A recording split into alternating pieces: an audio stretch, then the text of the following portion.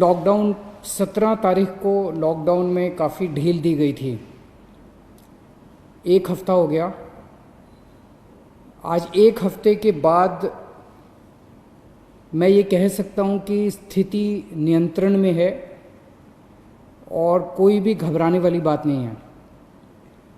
जब लॉकडाउन में ढील दी गई थी, हमें ये उम्मीद थी कि थोड़े से केसेस में बढ़ोतरी होगी। लॉकडाउन में ढील देने के बाद थोड़ी बढ़ोतरी हुई है, लेकिन चिंता की कोई बात नहीं है। मुझे चिंता तब होगी जब दो बातें अगर होंगी। एक तो ये कि अगर मौत का आंकड़ा बहुत तेज़ी से अगर बढ़ने लगेगा, जैसा मैं बार बार कहता रहा कि हमें कोरोना अभी कोई आज या कल में जाने वाला नहीं है। कोरोना तो रहेगा। अब अगर कोरोना होता रहे और लोग ठीक हो के अपने घर जाते रहें तो चिंता करने का कोई विषय नहीं है। तो एक तो ये कि मौत नहीं होनी चाहिए ज़्यादा। मौत के आंकड़े को हम कोशिश करके सबको बचा सकें, सब मौत के आंकड़े को कम से कम रख सकें। और दूसरा ये कि जो केसेस हो रहे हैं वो इतने गंभीर केस ना हों कि हमारा अस्पतालों का पूरा सिस्टम बैठ जाए, कोलैप्स कर जाए। अगर हमारे अस्पताल इतने मरीज आने लग गए, इतने मरीज आने लग गए कि हमारा अस्पताल बैठ जाएंगे, हमारे मान लीजिए बेड्स नहीं मिलेंगे, वेंटिलेटर नहीं मिलेंगे, ऑक्सीजन नहीं मिलेगी, अगर ऐसी स्थिति हो जाएगी तब चिंता का विषय होगा। कल तक दिल्ली में 13,418 केस थे। टोटल अभी तक पॉजिटिव केस 13,418 आए। इनमें से 6,540 ठीक हो गए और 6,617 अभी बीमार हैं। तो लगभग जितने ठीक हुए उतने ही बीमार हैं। लगभग 6,500 ठीक हो गए, 6,500 अभी बीमार हैं। मोटा मोटा 261 लोगों की मौत हो गई। आपके सामने मैं रखना चाहता हूं कि आज दिल्ली में अपने अस्पतालों का क्या स्टेटस है। जो कोरोना के अस्पताल हैं, कोरोना के जो सरकारी अस्पताल हैं,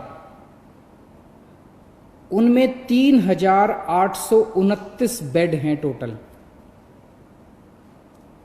सरकारी अस्पतालों में 3,829 बेड हैं, जिनमें 3,164 बेड्स में ऑक्सीजन अवेलेबल है। मैं बार बार ऑक्सीजन इसलिए बोल रहा हूं क्योंकि कोरोना की कोई दवाई नहीं है। जिस पेशेंट को कोरोना हो जाता है उसको एक तो ऑक्सीजन की कमी हो जाती है और दूसरा उस ऑक्सीजन की कमी की वजह से उसकी सांसें तेज हो जाती हैं, रेस्पिरेशन रेट बढ़ जाता है, तो उसको ऑक्सीजन देनी पड़ती है। ऑक्सीजन सबसे क्रिटिकल है उस ऐसे पेशेंट के लिए। कोरोना के पेशेंट के लिए, जो सीवियर पेशेंट होते हैं कोरोना के, जो मामूली सिम्टम्स होते हैं उनको नहीं, जो सीवियर पेशेंट होते हैं कोरोना के, उनको ऑक्सीजन देने की ज़रूरत पड़ती है। 3,829 बेड सरकारी सिस्टम में हैं, उनमें से 3,164 बेड्स पे ऑक्सीजन है। 3,829 में से केवल 1,478 बेड अभी ऑक्यूपाइड हैं। मोटे मोटे तौर पे अगर मैं कहूँ तो 4,000 बेड हैं, जिसमें से 1,500 बेड्स ऑक्यूपाइड हैं। 2,500 बेड्स अभी खाली हैं सरकार में। 1,500 बेड्स ऑक्यूपाइड है, 2,500 बेड अभी खाली हैं। सरकार के पास 250 वेंटिलेटर हैं, उनमें से केवल 11 वेंटिलेटर अभी यूज़ हो रहे हैं। लगभग 240 वेंटिलेटर खाली हैं। आज से एक हफ्ता पहले जब लॉकडाउन में ढील दी गई थी तब क्या स्थिति थी और आज क्या स्थिति है। 17 तारीख को लॉकडाउन में ढील दी गई थी। उस दिन टोटल पेशेंट दिल्ली में पॉजिटिव 9,755 थे। आज 13,418 हैं। एक हफ्ते के अंदर लगभग 3,500 पेशेंट्स बढ़ गए। इसी के साथ साथ एक हफ्ते के अंदर 2,500 लोग ठीक होकर घर चले गए। 3,500 बढ़ गए और 2,500 ठीक हो गए। तो जैसे मैंने बताया कि लोग ठीक भी साथ साथ होते जा रहे हैं, बीमार हो रहे हैं लेकिन ठीक भी साथ साथ होते जा रहे हैं। लेकिन इसकी इंटरेस्टिंग चीज़ है, 3,500 पेशेंट्स पिछले एक हफ्ते में नए पेशेंट्स आए, लेकिन अस्पतालों के अंदर 1750 बेड भरे हुए थे। 1750 पेशेंट 17 तारीख को अस्पतालों में थे, आज 2000 है। 250 बेड केवल भरे हैं।